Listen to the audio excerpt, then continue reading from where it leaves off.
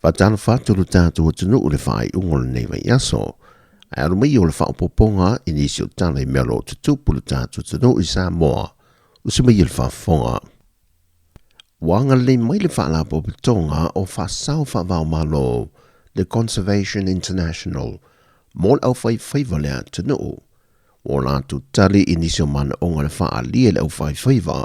Inisio lātou mana onga na fola sie se semina sa whatu teil tu sanga umawai. Lefso swadi wa whao atu le vaenga whinga whaiva lea tunu ni kula. E whaonga ina lea mo le tewi na yo le ipe a mawa e na ia tu mau pele le leo lona a ano. Ma ofu whao le lua se lau lima se fulu. Tolu wa whao la mo le saong le mu o soi fua le au whaiva ilungo le sami. O le aunga ma le au tu o lefso swani. E na ia tu mau pea le leo le ano li e maketi atu I fafo. E na ia whaawawa I petu pe mawa a le tātou au whaiva. E visoa swani ai e ati nae a inga nuu ma e kalesia. O lo ngā lulu e whaatasi le au whaiva Samoa.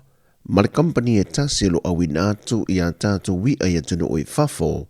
Le Beer Export Fish Packers. Na vea le fionga le minister mtanga wengo whainga whaiva mwhātu anga. Le fionga ama iawa fui mono tito a safo. E mo moli nātu le whaafti tele le tātou malo I nei sa marianga le lei. E fisoa swani e pela vai le ati nae. O le au tau taia le atano.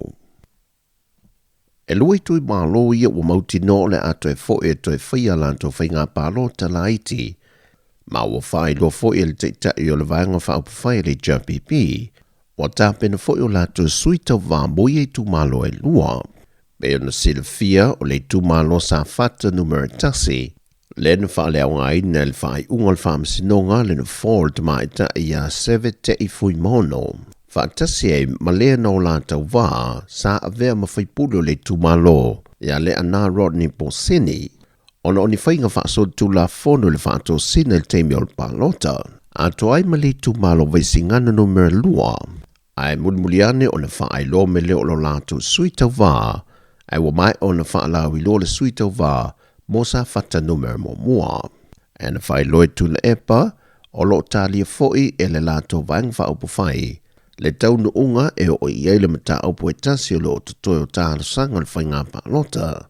E tā pena fo iei so lātou sui pe a whai e toe foi atu e toe whaatino le whainga palota le titi.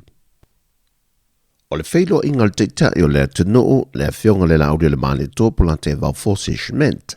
Ma le whaurulunga le company hi a le Starkist America Samoa le vaiaso le nei.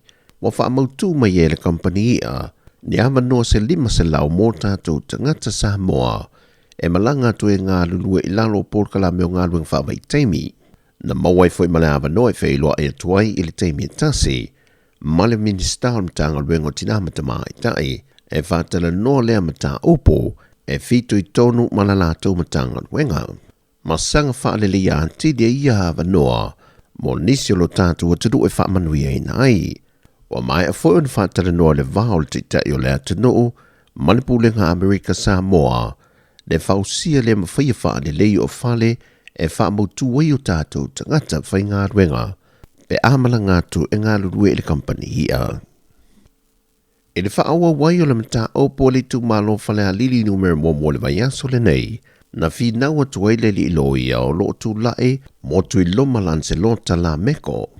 Wata tau lo o le whaongaina mo le mautus tu sia, a mo le mau e to o lua ia o lo sa I le pe o maile so, e le toe vala awina o le mata o pule nei le nei vaiaso le aso tofi, e tu ina tuai le ava no I loia mo I tu e lua, e tu ina mai e ala tu sa noa ngapo fo le sanga, e vaenga e tolu na tu ina tu le whaamsina sili, e anga I e ala tu fo le sanga ona o le maua pe lava, o mo le mau e tolu o lo sa I lia.